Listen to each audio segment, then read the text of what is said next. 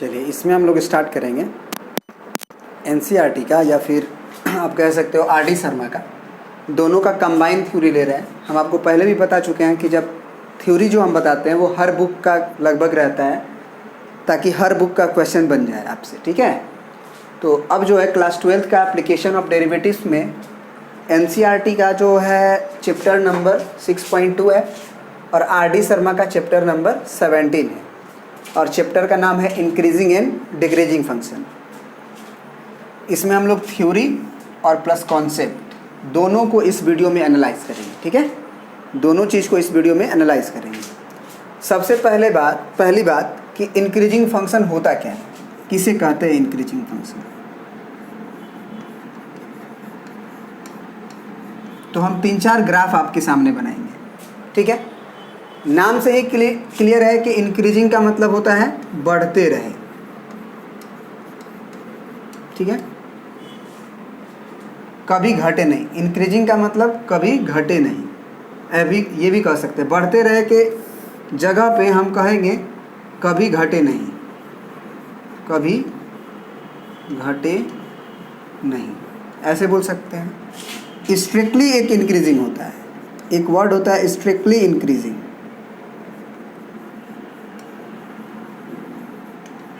ठीक है, strictly increasing. इसका मतलब होता है बढ़ते रहे। दोनों में अंतर है, कभी घटे नहीं और बढ़ते रहे में दोनों में अंतर है। क्यों अंतर है देखिए ज़रा। इंक्रीजिंग का मतलब देखिए, अगर हम आपके सामने 2 ग्राफ बना रहे हैं, पहला ग्राफ मान लो इस तरह से जा रहा है, आप बढ़ रहे हो, यहाँ के बाद आप कांस्टेंट चले गए ऐसे, या फिर उल्टा ले लो, ऐसे आप बढ़ रहे थे, ठीक है, और आप कांस्टेंट चले गए, फिर बढ़ रहे थे। तो इस तरह के फंक्शन में यहाँ पे हम घटे तो नहीं हैं, लेकिन यहाँ से यहाँ तक बढ़े भी नहीं हैं। क्यों क्या बढ़ना होता है, क्या घटना होता है, इसको पहले समझिएगा। और एक और ग्राफ बनाते हैं आपके सामने जिसमें ये है। तो इंक्रीजिंग का मतलब होता है कि अगर आप x को बढ़ा रहे हैं तो y भी बढ़ेगा। इसमें आप देखिए, ये x1 है मान लीजिए, ये x2 है मान लीजिए, ये x3 है मान लीजिए, ये x4 है मान लीजिए। तो आप y को ज़रा गौर करिए कि y जो है y एक्सिस पे वो बढ़ रहा है कि नहीं। ये y थोड़ा था, उससे ज़्यादा y था, उससे ज़्यादा y था, उससे ज़्यादा y था। फिर यहाँ पे मान लीजिए x5 है आपका, कितना है x5, फिर x6, x7। तो x6 पे x7 पे बढ़ा है क्या? नहीं, वही y रहा। अगर ये y हुआ तो यही y रहा, यहाँ भी यही y रहा। मतलब हाइट कभी भी बदला नहीं यहाँ से लेके यहाँ तक। तो इसका मतलब होता है कभी घटे नहीं। मतलब बढ़े तो ठीक है, नहीं भी बढ़े तो घटे नहीं। दूसरा चीज़ यहाँ भी देखिए, बढ़ रहा है और ज़्यादा हो गया अब तो this is called increasing function, है ना। फिर नीचे आते हैं, इस पे ज़रा देखिए, ये x1 है मान लीजिए, ये x2 है मान लीजिए, ये x3 है मान लीजिए, ये x4 है एंड सो ऑन। तो इस पूरे इंटरवल में मान लीजिए कि हम ये a इंटरवल बोल रहे हैं और ये एक b इंटरवल बोल रहे हैं। मतलब हम बोल रहे हैं कि अगर हमारा x belongs to a open to b open दिया हुआ है मान लीजिए, तो इस पूरे में हमारा ग्राफ हमेशा अगर x1 लेस देन है x2 के, अगर x1 कम है x2 से, तो f ऑफ x1 भी कम होना चाहिए f ऑफ x2 से। f ऑफ x1 का मतलब तो आप जानते हैं ना कि y बराबर, अगर ये f ऑफ x का ग्राफ है तो अगर x1 डालते हैं तो वहाँ का y मिल जाता है, मतलब वो हाइट मिलेगा। जैसे ये हुआ तो ये हुआ f ऑफ x1 का लेंथ, ये अगर हुआ तो ये हुआ f ऑफ x2 का लेंथ, ये हुआ तो f ऑफ x3 का लेंथ। तो हम बोले कि अगर x1 और x2 दोनों हमारे a और b के बीच में हों, यहाँ पे लिख दो for all x1, x2 belongs to open interval a to b, है ना। अब ये जरूरी नहीं है कि x2 यही रहे, इसके बीच में x1 x2 कहीं भी हो, बस ये पता है हमें कि x1 छोटा है x2 से, माने x1 कम है x2 से, तो f ऑफ x1 का हाइट भी होगा f ऑफ x2 से छोटा होगा। तो हम बोलेंगे स्ट्रिक्टली इंक्रीजिंग। इसमें क्या है इसमें क्या है कि अगर ए मतलब गिवन है आई इंटरवल हमको कि ए टू बी है ना, एक्स बिलोंग्स टू क्या है, open interval A to B, बड़ा लिख देते हैं, X belongs to open interval A to B. तो इसमें क्या है कि if x1 less than x2 है तो यहाँ पे थोड़ा सा अंतर होगा, F of x1 less than equal to F of x2, less than वो भी होगा या इक्वल टू भी हो सकता है। इसको और भी ज़्यादा हम समझाते हैं, पहला पॉइंट इंक्रीजिंग को यहाँ समझाते हैं। जैसे मान लीजिए कि x बिलोंग्स टू हमको a टू b दिया हुआ है, पहला एग्जाम्पल लेंगे, पहला फिगर को गौर करेंगे। तो a टू b में देखो आप, a टू b में देखो आप, है ना।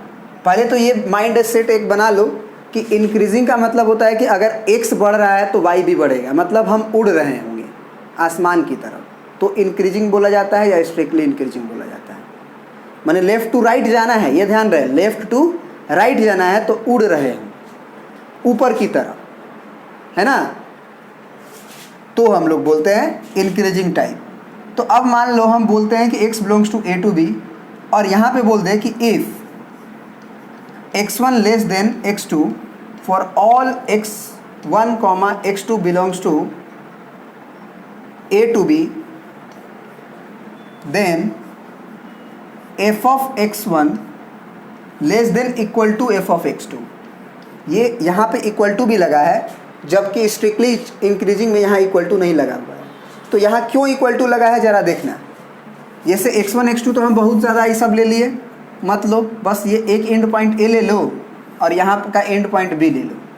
अब मान लो अगर ये x1 होता और ये x2 होता, तब तो f ऑफ x1 का वैल्यू छोटा होता f ऑफ x2 से, क्योंकि f ऑफ x1 तो ये होता, इस लेंथ को f ऑफ x1 बोलते, जबकि अभी इस लेंथ को हम लोग f ऑफ x2 बोलेंगे। लेकिन हमने बोला है कि x1 x2 कहाँ बिलोंग कर रहा है, a टू b में, मतलब वो a और b के बीच में कहीं भी हो सकता है। तो हो सकता था कि यहाँ पे x1 रहा हो और यहाँ पे x2 रहा हो। इस समय दोनों का हाइट देखो, f ऑफ x1 का भी हाइट और f ऑफ x2 का भी हाइट बराबर है, तो इक्वल टू भी होल्ड कर सकता है, जबकि x1 तो छोटा है, ओरिजिन से पहले है, जबकि x2 ओरिजिन से दूर है। तो ये बात भी रखना है कि स्ट्रिक्टली इंक्रीजिंग का मतलब होता है कि हमेशा f ऑफ x1 छोटा होना चाहिए f ऑफ x2 से, यदि x1 छोटा है x2 से तो। लेकिन केवल इंक्रीजिंग की बात किया जाए तो हो सकता है कि कुछ x के लिए f ऑफ x1 और f ऑफ x2 बराबर भी हो सकता है, बराबर भी हो सकता है, ठीक है ना। इस बात को आप दिमाग में रखोगे, ठीक है। अब आते हैं वो डिक्रीजिंग फंक्शन और स्ट्रिक्टली डिक्रीजिंग फंक्शन में, इसको मिटाते हैं। अब आ जाते हैं हम लोग डिक्रीजिंग फंक्शन और स्ट्रिक्टली डिक्रीजिंग फंक्शन। तो इसका मतलब बस ये समझो कि हम गिर रहे हैं, अगर हम लेफ़्ट टू राइट ऐसे जा रहे हैं तो हमको ऐसा महसूस होना है कि हम गड्ढा में गिर रहे हैं, तब जो है वो डिक्रीजिंग होगा या स्ट्रिक्टली डिक्रीजिंग होगा। और यदि हम लेफ़्ट टू राइट चल रहे हैं और उड़ रहे हैं तो इंक्रीजिंग होगा या स्ट्रिक्टली इंक्रीजिंग होगा। ये एक दिमाग में बात रखना है, ये बात अपने दिमाग में रखना है, ग्राफ आपके दिमाग में आ जाना चाहिए जैसे ही स्ट्रिक्टली इंक्रीजिंग या डिक्रीजिंग की बात करें तो, कि उड़ रहे हैं कि गिर रहे हैं। अब ज़रा देखते हैं कि डिक्रीजिंग फंक्शन का ग्राफ किस तरह का हो सकता है। पहला ग्राफ देखते हैं, जैसे आप नीचे गए, अब कुछ देर के लिए आप कांस्टेंट रह सकते हैं, फिर नीचे जा सकते हैं, कोई दिक्कत नहीं। This is called decreasing function.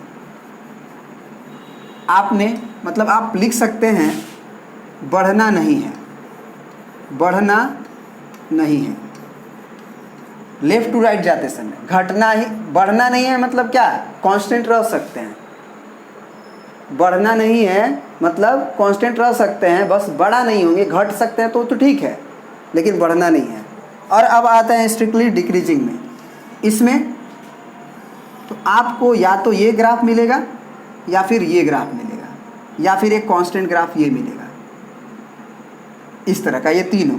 इसमें कहीं भी आप लेफ़्ट टू राइट चले जाओ आप नीचे ही गिर रहे होगे। लेफ़्ट टू राइट में जैसे हम बोले कि जैसे मान लो ये A है ये B है, इसमें के बीच में कहीं भी x1 और x2 ले लो आप, तो f ऑफ x1 का ये लेंथ होगा, y का वैल्यू, एक्चुअली ये y बराबर f ऑफ x का ग्राफ होता है, तो जो x डालोगे वहाँ तक का y मिलेगा, x2 डालोगे तो ये f ऑफ x2 मिलेगा। अब तुम खुद कंपेयर करो x1 और x2 में कौन बड़ा है? तो x2 बड़ा है।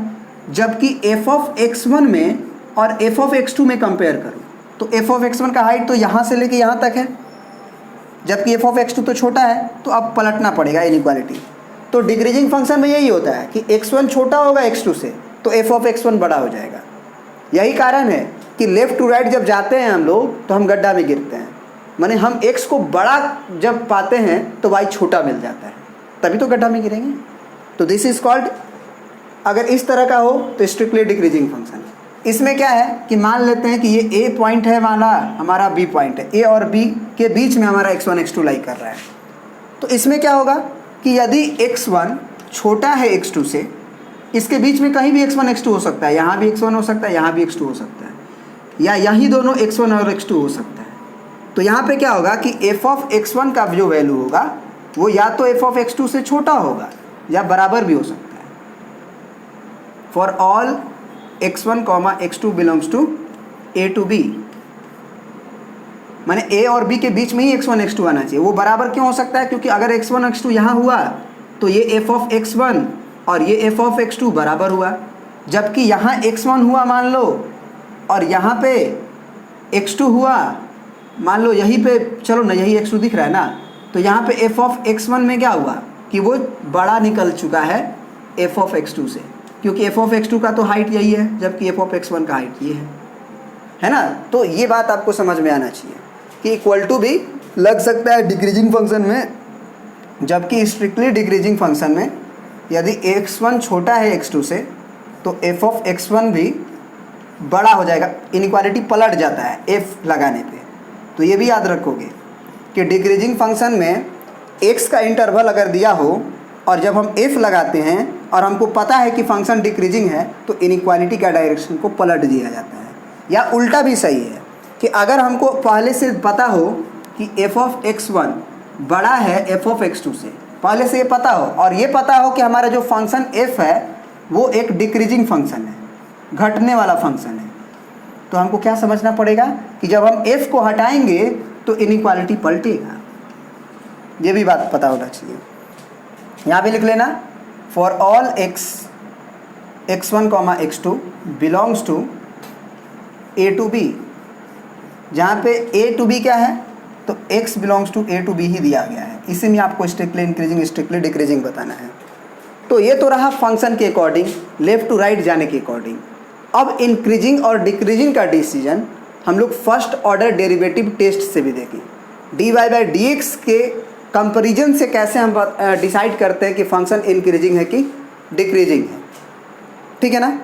एक ग्राफ ये देखो, ये ग्राफ जो है स्ट्रिक्टली डिक्रीजिंग का है, इंक्रीजिंग वाला में जो ग्राफ था स्ट्रिक्टली इंक्रीजिंग वाला, उसमें ये तीन बना लेना, या तो ये होता है, या तो ये होता है, या तो ये है ना। तो अब आते हैं एक एग्जाम्पल कर लेते हैं चारों प्रकार का, और उसके बाद फर्स्ट ऑर्डर डेरिवेटिव टेस्ट से भी इसको गौर से सोचेंगे। इसको बार बार देखो, तुमको पढ़ना है और दिमाग में एक ग्राफ बना लेना है, सोचना है, क्योंकि जितना थिंकिंग करोगे उतना थिंकिंग तुम्हारा डेवलप हो जाएगा अंदर, और जब अंदर डेवलप हो जाएगा तो कोई भी क्वेश्चन बना सकते हो। अब तुम ज़रा बताना हमें कि मान लो ये इस तरह का फंक्शन है, ठीक है ना। हाँ, एक और बात, अगर मान लो कुछ फंक्शन कुछ देर के लिए ऊपर गया और फिर नीचे आ गया, तो यहाँ पे जो पॉइंट है उसके लेफ्ट में तो इंक्रीजिंग है और इसके राइट में गड्ढा में गिर रहे हैं, यहाँ से यहाँ तक जा रहे हैं तो उड़ रहे हैं, जबकि यहाँ से इधर जा रहे हैं तो गड्ढा में गिर रहे हैं, तो ये डिक्रीजिंग फंक्शन है। तो अगर इस तरह का पूरा a टू b यहाँ है मान लो, तो a टू b में हम फंक्शन को क्या बोलेंगे, इंक्रीजिंग बोलेंगे कि डिक्रीजिंग बोलेंगे कि दोनों बोलेंगे, कुछ नहीं बोलेंगे। इसमें neither increasing non increasing answer देंगे। अगर हमारा कुछ इंटरवल में x के कुछ इंटरवल में हमारा फंक्शन इंक्रीज भी कर रहा हो और डिक्रीज भी कर रहा हो, तो हम क्या बोलेंगे फंक्शन को, नाइदर इंक्रीजिंग नॉर डिक्रीजिंग, है ना, नाइदर इंक्रीजिंग नॉर डिक्रीजिंग, जब तक कि हमें ये पूरी तरह से 100% श्योर हो जाओ कि अगर इंक्रीज कर रहा है पूरे इंटरवल में तभी उसका नाम इंक्रीजिंग पड़ेगा। या पूरे इंटरवल में, इंटायर जो दिया गया है उस पूरे में अगर डिक्रीज कर रहा है तभी हम लोग डिक्रीजिंग बोलेंगे। नहीं तो ना तो इंक्रीज करता हुआ बोलेंगे ए टू बी में और ना डिक्रीज करते हुए बोलेंगे। अगर मान लो अगर पूछेगा कि ए टू सी, तो ए टू सी में बोलेंगे कि इंक्रीजिंग है। क्या है? इंक्रीजिंग है। और सी टू बी में बोलेंगे डिक्रीजिंग है। लिख देना तुम पहले डिक्रीजिंग, हम एरो नीचे देने मतलब घट रहा है ऐसे बोलते रहे। तो ये function neither increasing nor decreasing. क्यों? क्योंकि यहाँ से यहाँ तक इंक्रीज किया फिर डिक्रीज भी तो किया। फिर ये बताओ, ये इंक्रीजिंग भी आ जाएगा, ये भी याद रखना है, ये इंक्रीजिंग में भी आ जाएगा और स्ट्रिक्टली इंक्रीजिंग में भी आ जाएगा। ऐसा नहीं है कि इसका नाम केवल स्ट्रिक्टली इंक्रीजिंग ही पड़ेगा और इसी का नाम केवल हम मतलब ऐसे बढ़ रहे हैं फिर कांस्टेंट जाके ऐसे जा रहे हैं तो इसका नाम ही केवल इंक्रीजिंग होगा, ये जरूरी नहीं है। This will be also increasing और स्ट्रिक्टली इंक्रीजिंग और this will be increasing only, not strictly increasing. क्योंकि यहाँ से यहाँ तक क्वेश्चन जो है वो एक्स एक्सिस के पैरेलल हो गया, तो एक्स एक्सिस से पैरेलल हो जाता है तो वाई बदलता नहीं है। तो जब एक्स के बढ़ने से वाई में कोई चेंजिंग नहीं हो रहा है तो उसको कांस्टेंट फंक्शन बोलते हैं। ये भी याद रखना कि अगर एक्स एक्सिस के पैरेलल ग्राफ हो जाए कभी भी तो उसे हम क्या बोलते हैं? Constant function. कांस्टेंट फंक्शन क्यों? क्योंकि उसमें एक्स का कोई फ़र्क ही नहीं पड़ता है। जैसे y is equal to C, Y equal to C हमेशा रहेगा। एक्स आप कुछ भी डालो कोई फ़र्क नहीं पड़ेगा, एक्स तो बदल ही रहे हो आप, x1 x2 कर ही रहे हो तो कोई फ़र्क नहीं पड़ेगा। ठीक है, चलिए आई होप कि आप समझ गए होंगे। अब आते हैं फर्स्ट ऑर्डर डेरिवेटिव टेस्ट से, इसमें इतना ही रहने देते हैं और नेक्स्ट वीडियो में हम लोग इसका नेक्स्ट थ्योरी को भी हम लोग है ना पूरा करते हैं। मैंने increasing decreasing with the help of dy/dx, ये हेडिंग रहेगा अगला। चलिए।